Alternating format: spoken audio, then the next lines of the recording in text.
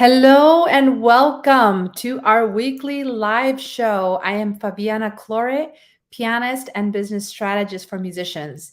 And today we're going to talk about the 5 skills needed to have a successful music business. So, the first skill I want to talk about is learning how to create the mental bandwidth by removing the non essential. As musicians, we can oftentimes be completely overwhelmed by doing so many different things, and our focus and attention can be partitioned in many tasks that are non essential.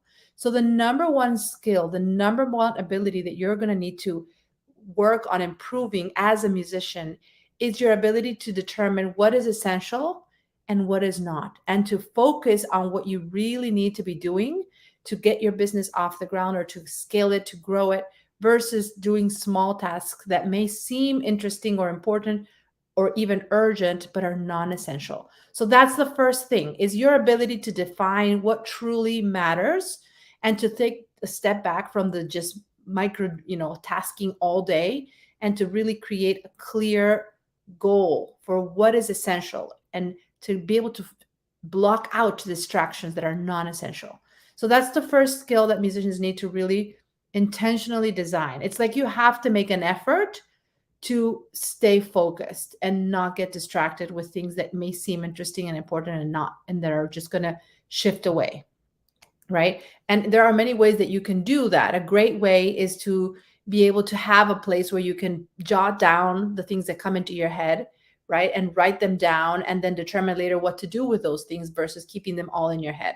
So making sure that you're always protecting your mental bandwidth, because oftentimes it's not the lack of time that gets us in a pickle that makes us feel overwhelmed. It's the lack of focus. So your ability to distinguish what is essential in any given moment versus what does not need to take your mental bandwidth, protecting that mental bandwidth is the number one thing you're going to need to focus on. Number two is you are going to need to be a fast action taker. You're going to need to learn to implement fast and not overthink things.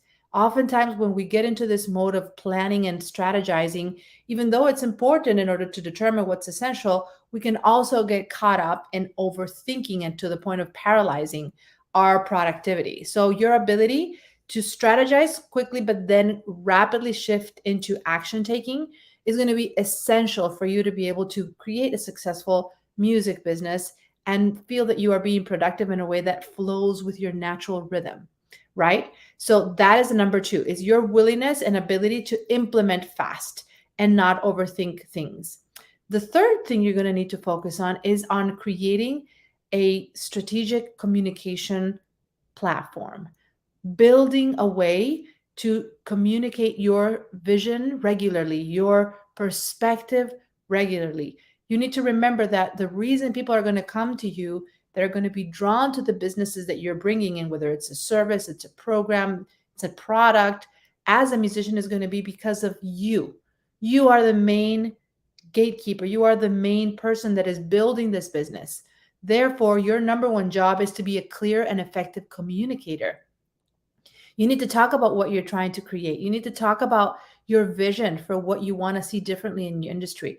You need to do this either in a written form, in video form, but you need to make a commitment to being visible, to communicating your vision so that people know what you stand for and they can be drawn to your anything that you end up selling, because you are the main person that they're drawn to. You are sharing your beliefs. So your willingness to be visible and to be a clear and effective communicator is the third really, really important skill that is going to help you succeed in building a music business. Because again, unlike what most musicians tend to want to do in terms of just focusing on their craft, focusing on the playing, focusing on the creating, and letting that do its own speaking and its own advocating on for your business. No, you have to be the advocate. You have to be the speaker. You have to be the one that translates and communicates what your vision is, what your perspective is, what your creative thoughts are, what's the perspective for the music you're bringing into this world, what's the perspective for the services you're wanting to create, for the change you want to see, right? For the lessons you're offering, or the any sort of transformational program you're creating. You need to be your biggest ambassador, your greatest advocate. So that's the third skill, that it's like being visible and being a clear and effective communicator, right? The fourth skill is, as creatives, and I'm very aware of this. I just got back from performing a concert yesterday, traveling to, a different state, and being, for a few days really immersed in this like creative mode of performing and focusing on my craft and perfecting my performing skills, and mentally zoning out everything else to really be able to have a great experience on stage, etc. To be able to shift those mental states between being deeply focused on your craft to then switching into working on your brand, on your business, on all of the different things that are part of building a business. Your ability to be able to effectively switch back and forth from these different worlds, because they are in many ways different worlds, right? When we are in creative mode, when we're performing, when we're building and creating, putting together musical programs, like we have to give it our entire bandwidth, our entire focus in order to get the results that we want. And yet when we shift into working on our business, we also need to do that same level of diligence. We need to be able to focus on the different tasks, whether it's building content, whether it's communicating, connecting with prospective clients, whatever that is that you're really trying to do and working on your business. You need to be able to give it that same level of deep focus that you do when you practice your instrument. So the fourth skill is your ability to switch back and forth between working on your craft and working on your business effectively, so that you can feel that you're able to switch and that you don't have to feel that you're sacrificing one for the other. But you give each mental space its own due diligence.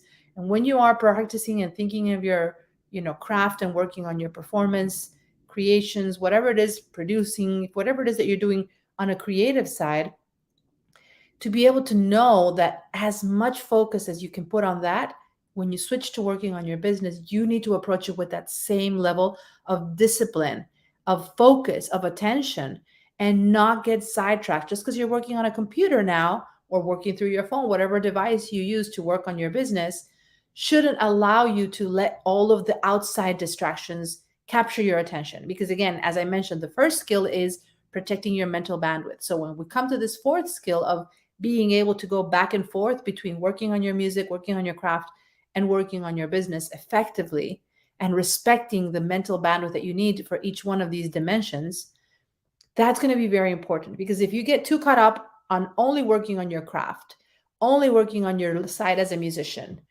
and you let go of working on the business, you're going to get out of balance. And if you do the same by working only on your business and focusing just on building your business and creating the income streams and working on your programs and offers and clients and serving them, and you stop practicing, you're going to get out of alignment. So it is preserving that internal alignment of being active as an artist as well as being active as an entrepreneur and business creative, and being able to respect those two worlds equally. You can't have one without the other. So it's preserving that balance. And the fifth and final skill that I want to bring to your attention is flexibility. We can be very perfectionists when we're trying to, work on our crafts, when we're polishing our music. We're used to being perfectionists. We're used to trying to always get it better and better and better and better, and go back and do it again and again and again. It's part of our nature as musicians. And yet when it gets into working on our business, we can fall into that perfectionist mode and wanting to do things, many, many different ways before we really release them to the world, or we announce them, or we share them, or we start offering them even. So it's your willingness to say, I'm going to be flexible with myself and I'm going to test things out. And I'm not going to sit in the back and overthink things so much that it causes me to be rigid. I need to embrace flexibility over perfection. You want to embrace flexibility in the way you present your offers, because you're going to need to listen to what your clients respond and how they react. And that's going to inform how you continue presenting your offers. Flexibility in your own kind of perfectionist behaviors and not wanting things to be ready, quote unquote, and to be willing to test things out as they go and come back and adapt them after you've seen the results, after you've seen the response in your community, in your audience, in your potential clients, and even in your clients. So, recapping again, those 5 skills. Number 1, being able to create your mental bandwidth, protecting your attention from what is essential versus non essential. Number 2, being a fast action taker, being able to take things on and rapidly execute them versus overthinking them. Number 3, being visible, being willing to communicate your thought, your voice, bring that to people's attention. Number 4, being able to partition your time equally between working on your craft and working on your business, and to respect both worlds equally and not just do one and not the other. And number 5, embracing flexibility. Flexibility will always beat your sense of perfection, your sense of wanting to do things, you know, and have everything ready before you bring it out into the world. Being flexible and being, in a way, forgiving to your own nature of wanting to do things right. No, and just being okay with going back and tweaking things as you go. So I hope this gives you a lot of things to think about as you continue working on your business. Thank you for watching. Let me know in the comments, what are your key takeaways from this session? I would love to hear from you. And until next time, let's prosper together.